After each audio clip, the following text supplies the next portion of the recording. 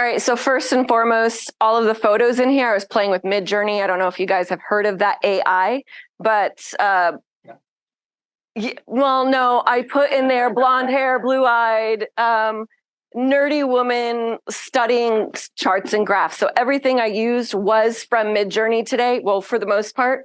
And I just wanted to see, like you'll see in here where I put realtor trying to do a game plan and it comes up with funny photos.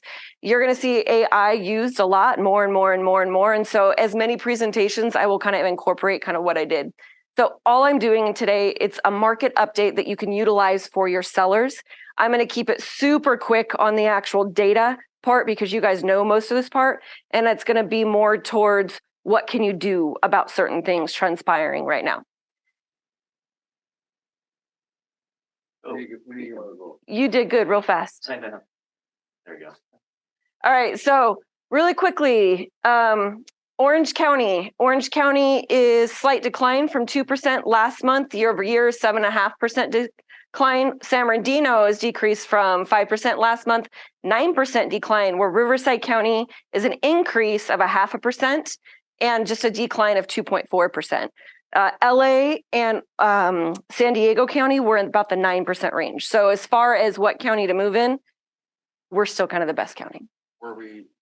When are we getting this data from? Is it from last month, entire year? April. So the data is April 2022 and April 2023. The May data will be out shortly. Yep. So I actually called my appraiser on this part, and the next couple of slides will be about that. In terms of May, June 2022, we had 487 sales, whereas this year we have 360 sales, 8 days on the market, 11 days on the market. That is Riverside proper. So we have a less than 2 month supply when we need about a balanced market is 4 to 6 months. Would you go to the next slide for me?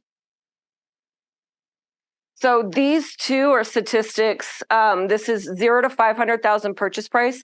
And you can see we've got less than a month supply, 1 month supply, like our months of supply is super scanty, which we know some of the common objections are rates. Why would I sell? Everything else in between, but at least the values in Riverside County are holding strong.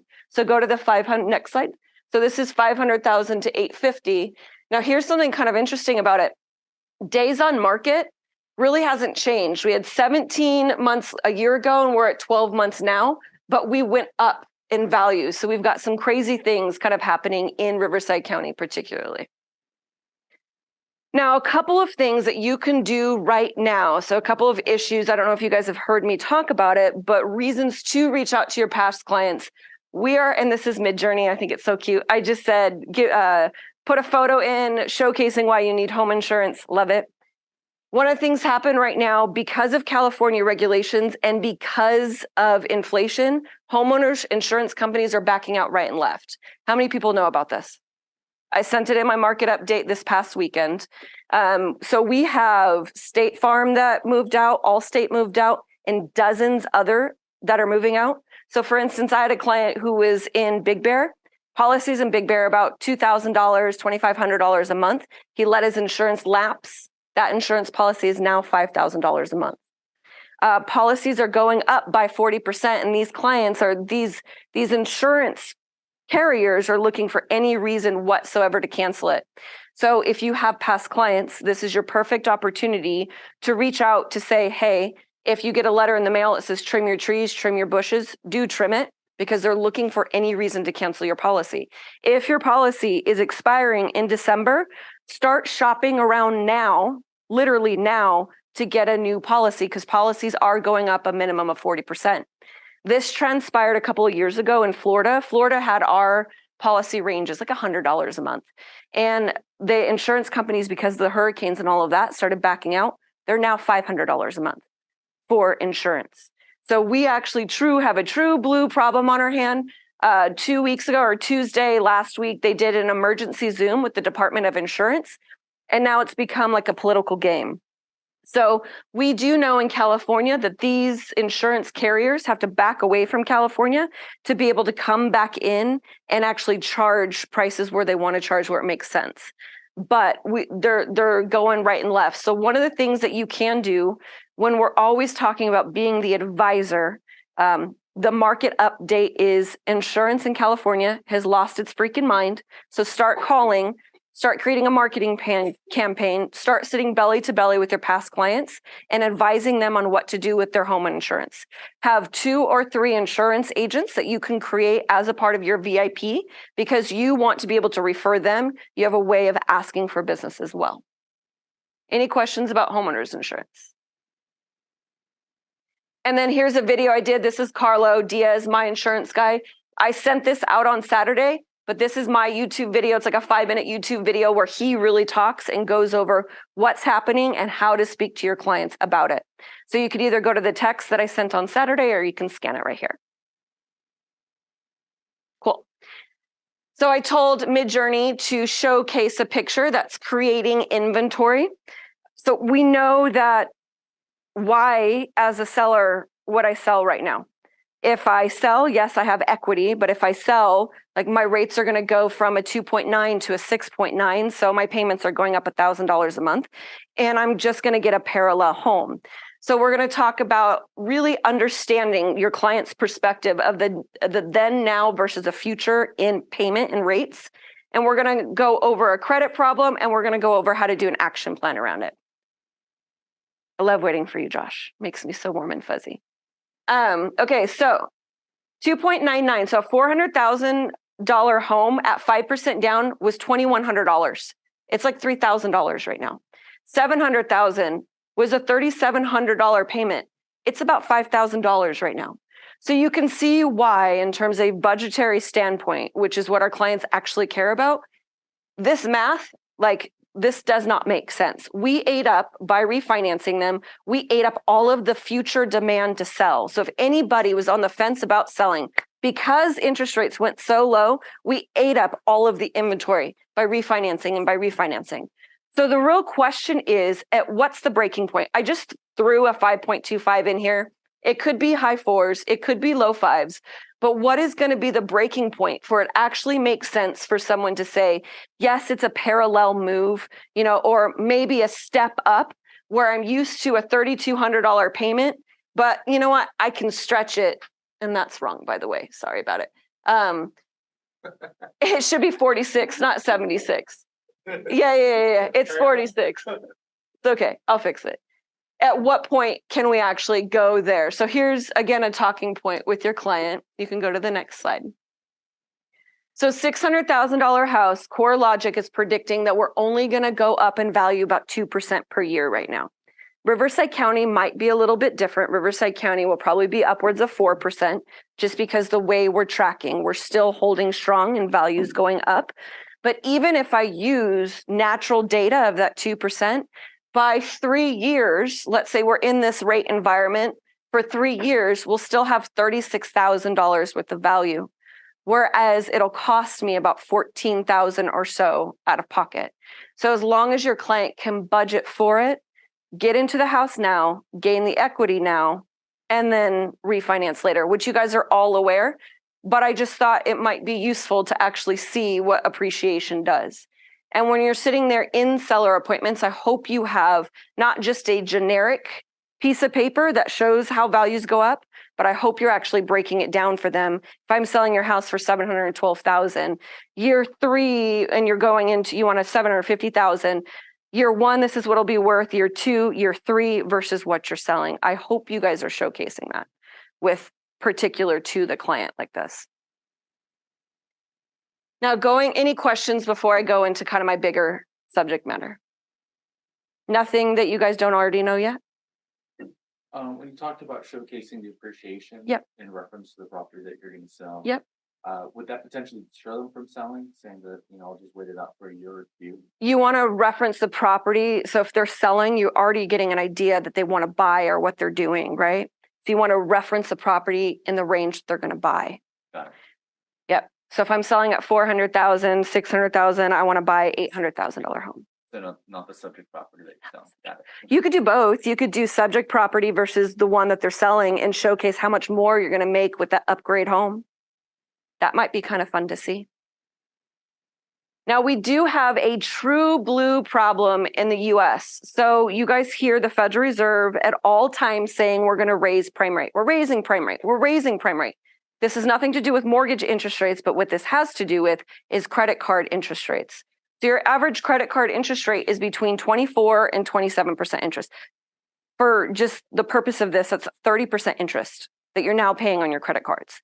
And it's supposed to, raising prime rate is supposed to force people to go into savings. It's supposed to force people to do a savings account or to do real estate. And it's what's happening is not that. What's happening is we're going crazy on buying right now. If you drive by Tyler Mall or you drive by any place, like retail sales are going up and up and up, and people are putting it on credit.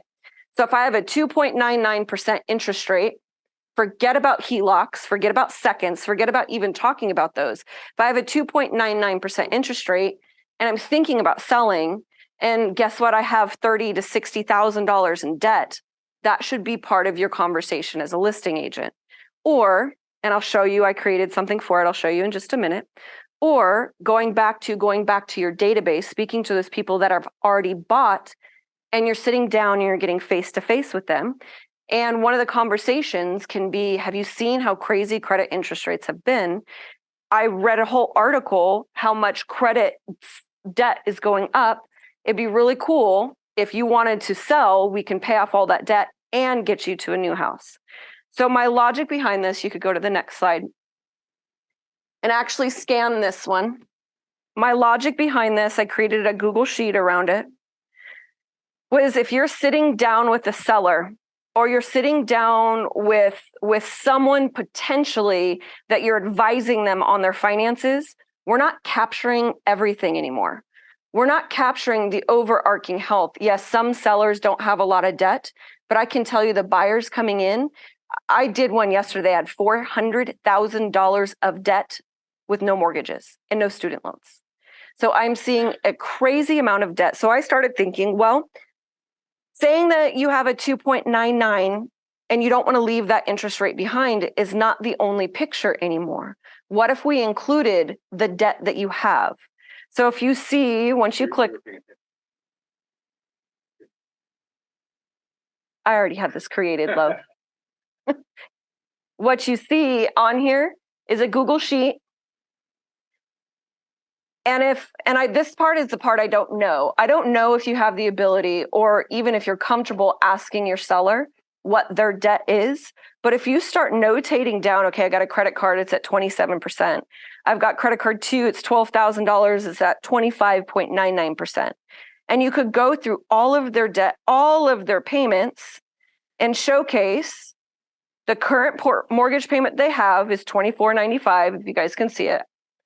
The new payment, you call me and you say, hey, what's their new payment? This is how much equity.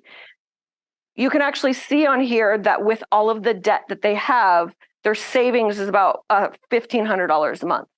So we're taking into account, yes, their current mortgage payment now and their current interest rate now, but we're looking at their entire financial health to say, should you keep that home? Can you get out of $30,000, $40,000, $50,000 in debt at a 30% interest rate? Or would it be better to sell, pay off all the debt, and get you into the new home? So it's showcasing to them there's more of a savings elsewhere. You can get out of the payments and out of the debt. So this is like a direct solution for getting someone from a 3 to a 6% interest rate, but because you're looking at their overall financial health, it makes sense rather than just trying to sell the house directly. Yeah, my thought process behind creating this was twofold. One, I'm always thinking of ways, not necessarily to create inventory, but ways for you as an agent to get belly to belly with a client again, to be said advisor. So if you're getting belly to belly with that client, you need to start talking about their overall financial health and getting comfortable doing so. And the next thing is, once you figure out how much debt they have and they're on the fence about moving, this can tip them over the fence. This specifically showcases, like, yeah, you're paying $2,100 in credit card payments a month. So sure, you would go up by $600 in buying another home, but you're still going to save about $1,400 in your overall debt. And we're just transferring our equity and paying everything else off. Now, I asked McKee about it. lives right on my website. Again, this was another Saturday market update. This is when I actually rolled this out to start playing with it. I asked McKee about it. I said, would you use it in a listing presentation? And he said, even before the listing presentation, I would want to have that overall health conversation where I'm belly to belly with any one of my past clients or anyone in my sphere. And we talk about everything, including this. So we know two things. We know there's a lot of equity in homes right now, an exorbitant amount of equity. We know that interest rates are upwards of 24 to 27% on most credit debt. And we know people are spending to where it's a problem. It's an epidemic that we're having. People are doing retail therapy right now. So wouldn't it make sense that we in Riverside County have an exorbitant amount of spending, which I couldn't pull the data to see how much of the nation we're part of. If we're following the trend and higher, I would guess that we're higher. If we are following said trend, then there's a lot of people that are on the fence about selling or on the fence about moving can actually utilize selling and their equity to get to a new home. Exactly. Like how we've been saying, selling is not your only option, but it might help you get out of all this that and get So how do you have that it's a very uncomfortable conversation. Well, see, I have these conversations day in and day out. So you say it's uncomfortable, but I say you just haven't Well, 'cause been they there open up yet. to lender more than they do. No, I'm just the advisor. Yeah, You're they'll just the open up to agent. The advisor over an agent. To where if you're having a financial health conversation, if you're labeling the conversation as equity review or financial health, then you have to set the expectation up front. Not only am I reviewing your equity, but because I'm reviewing everything that is going on with your finances. Like we created a whole plan here at Nest to showcase that, yes, you know, your interest rates might be at 30% with a credit card. You might have $30,000 to $50,000 is what the data is telling us in And credit that's card where debt. we're gonna catch up. No, that's the problem. Yeah. Is our incomes are staying the same. This is one of the most unfortunate things that you can see is income is not moving up, but debt is moving up at a 30% rate of return or to the creditors. That's Yeah. So there's only one thing to tap into and leverage. We can say with the surety, with data right now, that Riverside County specifically is moving up in value better than any other county around us. We have those numbers. So why not start utilizing this data and put it together and start having those conversations? And that's the next thing we're going to talk about. I think there's going to be a lot of divorces because anything with finances creates divorces very quickly. And I think there's going to be bankruptcies. I've spoken to a couple of attorneys in the last month that have gotten away from bankruptcies. They just really haven't been a thing too much recently. And they're having to re-up all of their certifications, all of their knowledge base on it for this particular reason that the attorneys are seeing it coming now. So do you think, let's say they love their house, would they refinance to just like pay off the 30% debt and keep it at 7%? That's a great question. So we do have those second mortgages, right? But those second mortgages are between 10 to 13% right now. Like they're outlandish and they're adjustable or the fixed. It's just not worth it. In my opinion, it's better to sell, get into that new interest rate in the home that you want, hopefully that you want, and then we can just refinance you later. And one of the things that we're doing for refinances is we're covering appraisal and we're covering underwriter fees. So there's actually no loan fees going to be associated with any of our refinances for every client that bought in this high rate market. A lot of the clients say, well, when can I refinance? We can't predict that. We can predict that rates will drop as inflation drops. But there's so much political uncertainty, which is causing investors to move in unnatural patterns right now. So what's the rate you guys are, average rate you guys lock in? Today, they're over 7% today. So at one point, does it make sense when it goes down to like 5.5%? To refinance, typically rule of thumb is about a percentage point, about 0.75 to a whole percentage point. I actually haven't ran those numbers yet because we haven't gotten there. I would say in this high rate environment, it'll probably be about 0.75 of a percentage point. It'll start making sense. 5% mortgage. Yeah. Here's one. Their payment down a couple $100, probably about $400. Yeah, well, it just depends. So there's lots of great reasons. All right. So here was my mid-journey that says, give me an agent that's trying to figure out their action plan, and it came up with this. I'm loving AI right now. All right, so go to my next screen. And I sit down with a lot of agents and I do business planning with a lot of agents. And what I found out is everybody might have that overarching view of an action plan. Like I'm going to do an equity review. Does anybody here, can you break it down in 10 bullet points with sub bullet points? How you're going to do the equity review, what your follow-up is going to be before, what you're going to do during, and what you're going to do after your equity review? And is there any other action plan besides the equity review to get business in this market? What I've noticed in terms of sitting down from person to person to person is when you actually plan something out and you plan it appropriately, like an A+ little high school student, and you outline it, then you can execute it on a higher level and you can put timelines on it. Like Val, we've done this with you, especially with like stacking with your farm, where we've pre-planned her entire year and she just has to go out and execute on it. So one of the things I'm going to be working on with a lot of agents in this office is, and I have a whole video about the estate sale 90-day action plan. I have a whole 90-minute video with an agent that closes about 800 units a year, how he's utilizing this in this market. If you want it, I will give it to you. This is actually his action plan, not mine. And it just goes through exactly from how to target, how to do flyers, what to do, when to do it, when to bring them to lunch, happy hours, follow-up meetings, everything in between to capture people to create more inventory. Not enough time is spent on action plans. And a lot of time is, I'm going to do 30 units a year. I'm going to do 50 units a year. Well, you're not going to do any of that based on today's conversion ratios. 60 units right now will probably be 1,200 to 1,500 leads in a year based on the conversion ratio we're having. That's about 100 to 150 leads a month to be able to close that much in this market. So you have to get very granular and very specific on 3 action plans that you're going to do to create your own inventory. Is that like a 3% conversion? Yeah, it's between 3 to 5% right now, pretty much across the board. Lenders are typically at a 25%. In normal markets, we're at a 10 to 13% in this market. And that has nothing to do with cold leads. So that's with warm leads, with interest, people who are showing interest already. Because there's so much uncertainty. Yep. Yep. And the final thing I wanted to say before I do any Q&A is I was talking to this guy this morning. I talk to Aaron every single morning. Last month, he had an excellent month. Last month, he was like, I'm killing it. This is going to be the biggest month of the year. And us in this market, we have high highs and low lows. When we're on it, we're feeling good. We're amazing, all of that good stuff.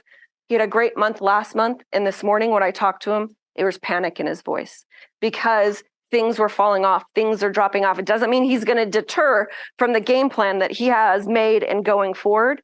But it's one of those things, if you are not consistent to your action plans, if you're not consistent to the daily grind of prospecting and calling, to educating yourself about the market so you can actually speak to your sellers intelligently, then how quickly things can change for you is absolutely insane in this market. So you just have to make sure, set up that action plan. You're going to get kicked around, but be consistent with it still. By the end of the conversation, I didn't say anything. He was just talking to himself, essentially. By the end of the conversation, he had already picked himself back up. You know what? It's fine. I'm just going to get right back to it. There's nothing I can do about it right now, but keep going. That's really it on my end. Any questions? You guys are easy. So I think that the calculator is one of the best things that they can possibly have on that equity Yep. review, because they're able to talk about so that's the most important thing. That's the solution to the 3 to 6% interest rate thing. I think that it could be uncomfortable, but if you know the general, It doesn't have to be uncomfortable. So it doesn't have to be uncomfortable. So you're sitting here like, So the seller is in debt. And I knew something was up, but I knew she didn't want to probably talk about it. But like a few days later, we ended up talking about her debt. And that's what she's going to use money for, is to pay off the debt. would you go to my website really quickly? Lock your loan. I think it is kind of uncomfortable in the beginning, but I think but you can being able to like. And then use scroll the down. calculator, I think it's Scroll the down. calculator gives like Right here, a go up. section Click for it. here. And I think that also, like, you can know the general credit card debt is like, what, 25% interest? So Yeah, you can say, how much debt do you have on your credit card? And they say 4,000. And then you use the average interest rate that's current and you plug in the number and they're like, well, wait a sec, what's the most accurate number? And it starts that conversation and then they'll go pull up their credit card, see the actual interest rate, and then start participating. in I the think actually advice. Josh made a good point there because I get all of my credit card statement online. Like I don't even open them anymore. And so I would venture to guess that there's so many people out there that don't actually know their credit debt. So when you do have that conversation and the only expectation that you're setting is I'm looking at your overall financial health because I'm your advisor more than just real estate. When you do have that conversation, or do you have 30,000 in debt, which is what the average is right now? Do you have 50,000? You could actually plug in just a generic 25%, which would cause a conversation starter for them to actually look it up. Yeah, because when they see this plugging in this tool, they're like, whoa, okay. And let's see what the actual number is because they care about it. Now, the key thing for me and here to actually make this work and make sense is one, because I don't want to do this. I don't want to do this right in front of them because what if it doesn't make sense, right? I don't want to outsell somebody. We would need to know their current mortgage payment, and then you have to call me and say, okay, here's a general idea of the equity that we're going to have. Here's a general idea of the equity that we're going to have. We're going to pay off a total of 69,000 in debt. We're eliminating 2,100 in payments. We still have 230,000 in equity. Like a lot of this populates by itself. There's only certain things that don't populate. But this is starting to become, if you guys say you're advisors, then you have to truly start getting comfortable being advisors, the overarching financial health. Yeah, because understanding finances is a skill set. Being able to talk about this thing is a skill set that most agents don't have. We're not talking about the S&P 500 or any of the Excel markets out there. We're just talking about credit debt right now, which is specifically correlated to real estate. And it stays in their lane. It's not like you're out there giving advice on something that doesn't make sense. That debt is an important part of real estate. So how would you pitch it? How would you use it? This? Mhm. I think along those same lines of referencing the calculator and saying, does it make sense for you to jump from a 3 to a 6% given all the credit card debt that you have? And if it doesn't make sense, we'll explore a different option. For sure. Gabby, would you do it any differently? When would But you bring it up? My Go ahead. question here would be is kind of also grasping kind of the point that you said is that does that debt go away, right? So if you're only going to have this debt for a year and it's at 30%, then it doesn't make sense for you to jump No. from 3 to a 6, right? So we kind of have to see when is the payoff of this debt. I can tell you though that I see about 100 to 150 people finances a month. I would say maybe 3 to 5 of the people make enough money to where debt goes away. Okay. Like, I'm feeling like this debt is lingering in the back of their head. Yep. And like, to make this move would be like a huge weight lifted off their shoulders. Right. You just have to bring it out of them. Like, So what I something can they're not talking about. That's something that's weighing heavy on them. what I can start doing since we're connected into the Slack is every credit pull we do, I can just put in there pulled credit 100,000 in debt, pulled credit 20,000 in debt. So you guys get used to how much debt I am seeing on a regular basis now. And if I'm putting in there, that means I know they can't pay it off. We can create a separate Slack channel just for you and people who are like working with you. Yeah. You and Nathan, lock your loan. Yep. That way, it's not everybody's like people that are fucking don't even know who you are. Yeah. There would, yep. but I think so. It's so common, it's not even funny. On my side of the world, there's so much debt. You would How- agree, right, Nate? How common, so you said there's like 2 or 3, about 100, so you're saying like 2% of these people can actually pay this debt off. Very small amount. Okay. It's incredibly, like less than 1, less than 2. Yep. less than 1. Yeah, we're in Riverside. Okay. So if I make a lot of money, unless I grew up here, which I did, why would I live here? Why not be closer to the beach? Why not be in Orange County or San Diego? The median income's like 60K here. So Yeah. and that's what you see people getting pre-approved, like 60K with dual income. Yeah. That's About like the situation. 68,000 is where we stand. Not enough to pay off this So- type of debt anymore. What I would say, like the way that I would pitch it is, as far as pitching the equity review is, I'd say, hey, so what I like to do are these equity reviews. And basically what we're gonna be able to do is use a couple different tools that are gonna break down your financial health and decide whether or not this is gonna be a good move for you. So we have this debt calculator, we have HomeBot that goes through these numbers, and I'm gonna work through this with you and help make a game plan for you. And we may find out using the tools that it isn't a right move to sell. Yeah, I mean, you could just say, we have some softwares now where we can help you look at what you can do with your equity. And Yeah. that software could be a calculator like this. It could be HomeBot. Try to keep that part as simple as possible. And you can mention, there are a lot of art, you'd Google it right now, credit debt in the nation. There's article after article. I was reading this article and I'm checking with all of my past clients. Let me help you with your equity, and then you can go from there. But we can almost, for advisors, it can almost be like, let's see if you're a candidate for this. Yes. Yeah. And then also talking about the emotional side, this is a huge burden. Like most people in this room probably have debt or have had debt in the past, and it's a huge relief when you pay it off. So when you really hone in on that as you're talking, you're like, from my experience personally and from a lot of my clients, it's a huge burden and weight lifted off them to be able to get rid of this debt. And when they go through this process, a lot of them discover that this is the right move for them because it's just the huge weight that is completely eliminated, even though you're going through. I mean, I'm pretty sure everyone here's pay off something, a car. Oh, for credit sure. card. Yeah, Oh my Most gosh. people in the world, like, I only owe like $5,000 on my car, but the only reason I don't pay it off is because my interest rate's 2%. It's free money. yeah. But when you're at like 30%, you're like, fuck, I'm giving what, $300 away to Yep. the bank? Yep. So you're relating, you can easily relate on this situation too, as you're talking, and it makes it easier to pitch too. But for Just look- you guys as agent, the equity review is just 25% of the story for you, because some of these people aren't going to be ready to sell. And you should be doing a call after the equity review, part of your follow-up process. Built into Follow-Up Boss should task you to do a call every other month and touch them with a text or email every single month. Because those seasoned agents out there from 2 years ago are getting listings right now. Estelle got going to a listing appointment today. This was from somebody 18 months ago that he spoke to. So you just have to make sure, like, the equity review is a small portion of it. The follow-up is the biggest portion that you have to work through. And actually automate it and build it out in Follow-Up Boss.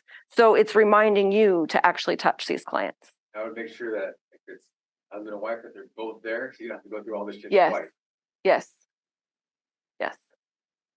Inflation is getting better.